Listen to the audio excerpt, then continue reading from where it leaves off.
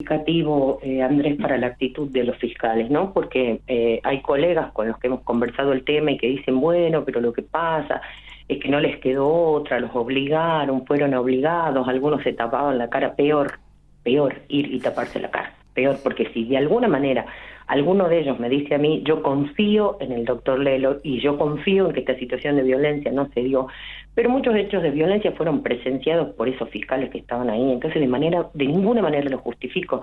Tienen permanencia en el cargo, solo se los remueve con un jury. Entonces no es que son cualquier empleado de cualquier jefe que por temor a perder el trabajo tiene que agachar la cabeza y hacer cosas que no le gustan y en las que no cree.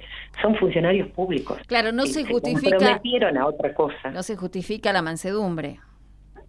No, de ninguna manera. De ninguna forma. A ver, yo creo que además en el caso de los fiscales se ha comprometido severamente la seguridad y la confianza que tenemos los abogados y los justiciables en el mejor desempeño de sus funciones. La verdad que a mí me resultó muy violenta la situación toda, que utilicen el Colegio de Abogados para leer un comunicado, que tuvieran todos los fiscales varones en esa puesta en escena, que además ya ni siquiera en la página del MPA podemos ver el comunicado de apoyo, porque una cosa era un parte de prensa y otra cosa era ir todos así, varones, a decir que la doctora Aramayo miente. Me parece que es gravísimo. Como si no hubiera otras cosas también, digamos, uno entiende que no hay justificativo tampoco para que se aparten de sus tareas diarias, que estimamos son muchas por la cantidad de casos que deben resolver o atender,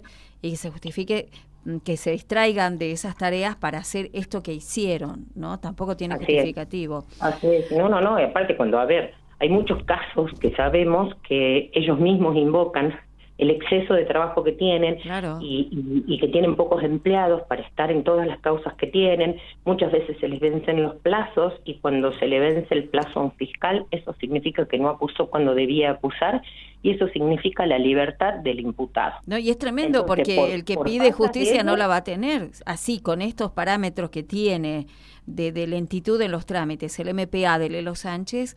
Me parece que los justiciables estamos en problemas. Es así. A mí me pareció gravísimo lo de los fiscales, pero rescato, digo, que esto es lo que decía al principio, ¿no?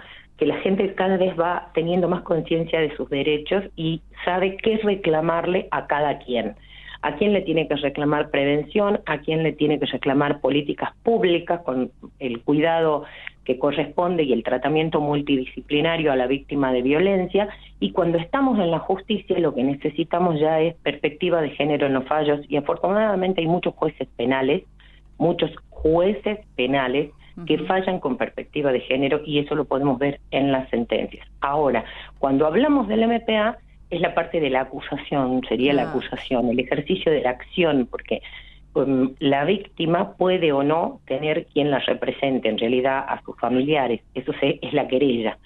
Pero en todo caso, la acusación, el ejercicio de la acción en contra de el posible o supuesto autor de la violencia, de las lesiones y peor aún de la muerte, esa responsabilidad es de los fiscales. Pero yo te voy a decir una cosa, Claudita. Sí. ¿Qué podemos pretender si ayer justamente en el Día Internacional de la Mujer Trabajadora nosotros a la mañana vimos un gobernador desencajado, peleándose como si fuera una pelea de barrio, insultando a los padres, descalificando a los vecinos y hablando de pobres y de ricos, de escuelas públicas para pobres? Yo estudié en una escuela pública y nunca fui pobre. Yo soy hija de gente que trabajó y que con mucho trabajo y esfuerzo pudo bancarme para que yo pueda estudiar.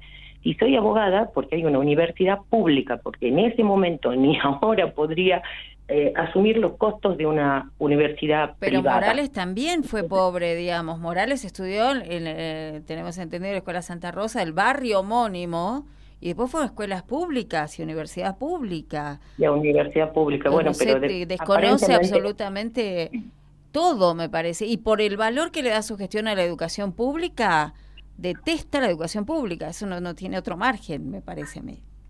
Yo creo que lo que ha quedado de manifiesto ayer es que no importa del tema que se trate, el gobernador lo que no acepta es que alguien piense distinto. no acepta y no se esfuerza en aceptar y no se esfuerza en comprender y no consulta. Lo vimos ayer con los vecinos de Campo Verde y lo vemos constantemente con las comunidades indígenas, que se resuelve desde estudios sobre el litio a directamente explotaciones, y no se consulta a los dueños superficiarios de la tierra por propia posesión ancestral y además por preexistencia, porque nuestra Constitución reconoce la preexistencia de las comunidades indígenas y tampoco se las consulta. O sea, lo que yo veo acá es que hay un gobernador que tiene una dicotomía amigo-enemigo, y si vos opinás como él o aceptás lo que él quiere, sos amigo. Y si opinás distinto, directamente sos enemigo. Entonces, la violencia del discurso de ayer, el personalizar los estereotipos, el estigmatizar, hablar de que hacen negocio los que venden bebidas alcohólicas para los veteranos que juegan al fútbol, una cosa horrible. La verdad que lo que yo ayer vi es, además de la violencia en el discurso y en lo gestual, vi también un gobernador total y absolutamente desconectado con la realidad, porque está desconectado de la gente. Esta gente que está ahí también es ciudadana de Jujuy, de la provincia, también depende su gestión como gobernador de cubrir las necesidades de esa gente, y por algo el voto es secreto. Una vez que alguien es elegido gobernador, ya no importa quién lo votó, quién no lo votó, se gobierna para todos y se mejoran las situaciones de todos y se respetan los derechos de todos. Ahora, y yo lo que vi ayer fue muy grave. Ahora, Claudia, han hecho también presentaciones, ¿no? Nosotros tenemos la cautelar vigente, la cautelar por la cual se ordena al Ministerio Público de la Acusación que se abstenga de realizar actos que modifiquen la situación de hecho y derecho existentes al día 8 de febrero. Pero sabemos que el doctor Lelo declinó la notificación. Eso no influye. Se vencía el lunes en las 2 primeras horas el plazo para recurrir esa cautelar, que es mediante un reclamo ante el cuerpo. No sabemos si se presentó en las primeras horas del día lunes, porque hasta el día viernes no había presentado Fiscalía nada, aunque había retirado el expediente. De cualquier manera, que el doctor Lelo decline una notificación de una medida cautelar dictada por un vocal del Superior Tribunal de Justicia es una muestra más de que él se cree por fuera del derecho, por fuera de la justicia, intocable, porque cuando a uno lo van a notificar, uno lo que hace es recibir la notificación, y si de verdad no corresponde, se equivocaron de persona, estamos ante un abuso de derechos o lo que fuera, contesta educadamente y dice: miren, ustedes no me tenían que notificar a mí por esto y por lo otro. Pero declinar la notificación, a ustedes les ocurre que si va un oficial de justicia a la casa de uno a notificarnos a nosotros, porque no es el caso de que si estoy en mi casa y vienen a notificar a Juan Pérez, yo le tengo que decir al oficial de justicia: no, mire señor, acá hay un error, acá en esta casa no vive nadie que se llame Juan Pérez, y firmo la notificación y dice: y nos entrevistamos con fulana de tal que estaba en ese domicilio y dice que no conoce a nadie que se llame Juan Pérez. Eso no es declinar la notificación, eso es decir la verdad. Ahora, la notificación iba dirigida al titular del MPA, y el titular del MPA es el doctor Lelo. Sin embargo, él se da el lujo de declinar la notificación.